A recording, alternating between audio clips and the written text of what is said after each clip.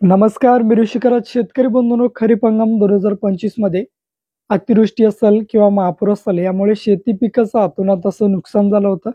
याच नुकसान बाधित शेतकऱ्यांना आता रब्बी हंगामाच्या पेरणीसाठी हेक्टरी 10,000 रुपये या ठिकाणी दिलं जाणार आहे. यासाठी शेतकऱ्यांना 3 हेक्टरची मर्यादा या ठिकाणी ठेवलेली आहे.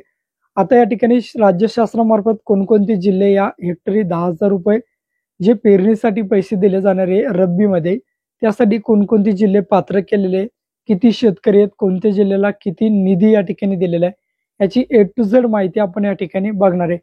शेतकरी बंधूंनो, शासन निर्णय आलेला आहे आणि त्याद्वारे 1765 कोटी 22 लाखांचा निधी या ठिकाणी मंजूर करण्यात आला.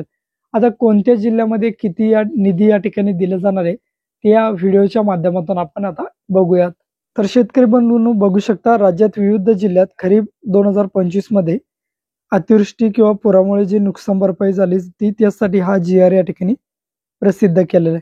आता या ठिकाणी सर्वप्रथम बघा, पुणे जिल्हा विभाग बघूयात. सातारा जिल्हा या ठिकाणी दिलेला आहे. बाधित शेतकऱ्यांची संख्या या ठिकाणी दिलेली आहे 14,643 आणि रक्कम दिलेली आहे 5,80,00,000. नंतर नाशिक विभाग बघा.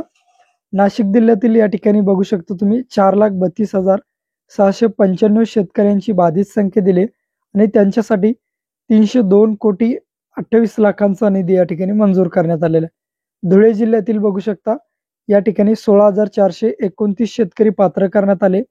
11,61,00,000चा निधी या ठिकाणी मंजूर करण्यात आला आहे. नंदुरबार जिल्ह्यातील या ठिकाणी 956 शेतकरी पात्र केलेत आणि 45 लाखांचा निधी मंजूर केला. जळगाव जिल्ह्यातील या ठिकाणी बघू शकता तुम्ही 3,55,978 शेतकरी पात्र करण्यात आले आणि 270,92,00,000 निधी या ठिकाणी मंजूर केलाय. अहिल्यानगर मध्ये बघू शकता 8,53,235 शेतकरी पात्र केलेत. 626 कोटी या ठिकाणी 626 कोटींचा निधी या ठिकाणी मंजूर केलेला आहे.